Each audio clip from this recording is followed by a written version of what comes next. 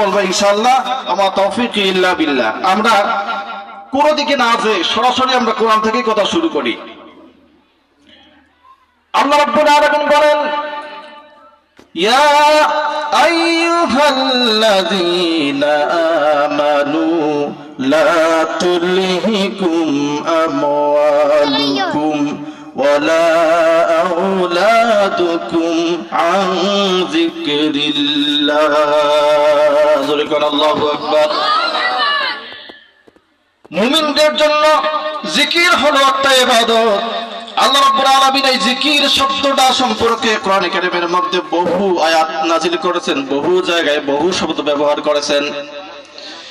এই আয়াতে আল্লাহ রাব্বুল আলামিন বলছেন, হে ঈমানদাররা, হে ঈমানদার ব্যক্তিরা, তোমাদেরকে আমি বলছি, আমাদের নসিহত তোমাদের কাছে, লা তুলহিকুম আমওয়ালুকুম ওয়ালা আওলাদুকুম আন যিকরিল্লাহ।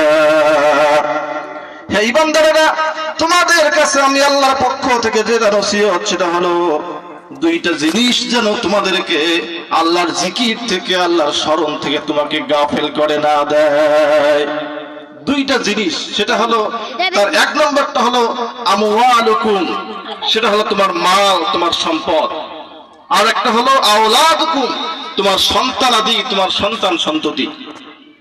খুব ভালো করে শুনবেন কথাটা, আল্লাহর কথা, আল্লাহর কথা মনোযোগ দিয়ে শুনতে হবে, মন এদিক সেদিক নিয়ে যাওয়া যাবে না কিন্তু, কারণ কথা, এখানে কথা হচ্ছে আল্লাহ। আমি কে?